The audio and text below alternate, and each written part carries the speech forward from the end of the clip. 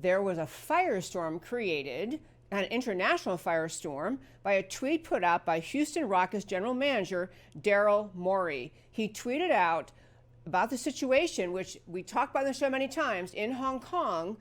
Protesters have filled the streets. Literally, millions of protesters have filled the streets for weeks and weeks now, essentially protesting against the repression of communist China. Started out on a small issue, a particular bill that was allegedly going to be passed in Hong Kong that was going to require Hong Kong to immediately provide to the communist authorities people that the communist government in China wanted to interrogate or investigate. That was viewed as a big threat in Hong Kong, and expanding from that, even though that bill was removed, is not moving forward. The Hong Kong protesters have stayed in the streets. Essentially, they're protesting. They really don't want to become part of communist China. Here, the very wonderful Matt, the producer, will show you this tweet that caused this firestorm. Again, a tweet by Houston Rockets general manager Daryl Morey. There it is. It says, "Fight for freedom, stand with Hong Kong."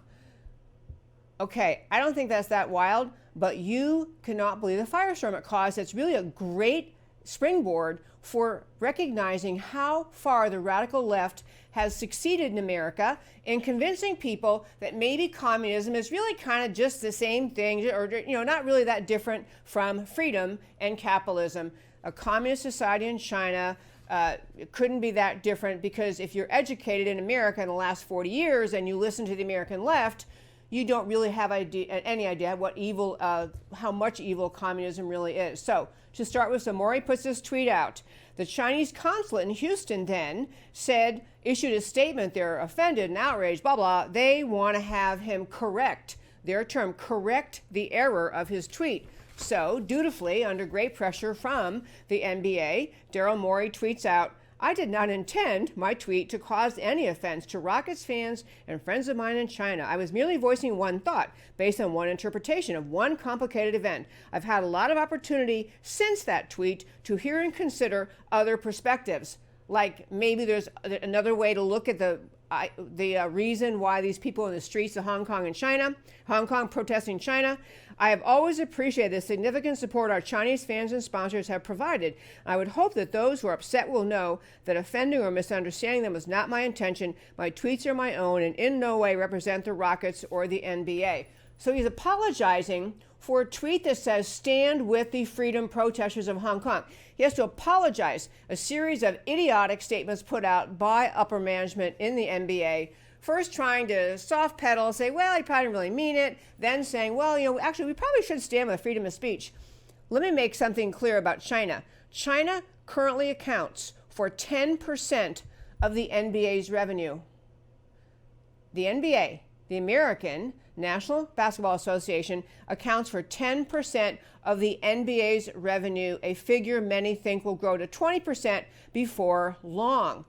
On top of that, here the Chinese government, who's outraged by this, and the Chinese consulate in Houston's telling Morey, you better correct it. It's also bizarre to think about that in China, nobody could read his tweet. Because in China, they banned Twitter. Now if you look online, you Google how to get Twitter in China, you get all sorts of hidden backdoor ways. You can probably get to Twitter a little bit if you're in China, if you do this or that. The Chinese government forbids it. And so the idea, they're upset about a tweet no one in their country will see.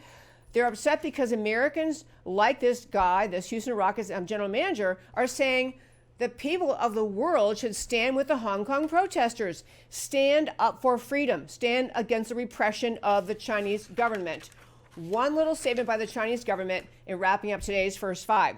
The Chinese people were not happy with the quasi-ish apology by NBA Commissioner Adam Silver. He basically said, it's not really my job to dictate. We have free speech. We don't operate this way in ordering our players or management of what they can and can't say. Here was the Chinese government's response.